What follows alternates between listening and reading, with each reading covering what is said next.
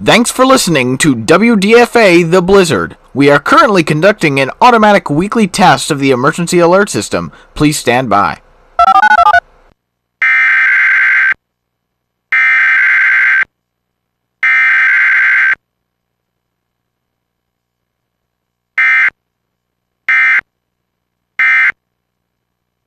The preceding set of tones were an automated weekly test of the emergency alert system on WDFA. This test is conducted every Saturday at 12 p.m. in coordination with the Olive Branch Weekly Siren Test. WDFA serves the Memphis metropolitan area, as well as the entire United States via IPOS Common Alert Protocol and other portions of the United States via the Internet Alert Relay Network. This concludes this test of the emergency alert system. We now return to regular programming.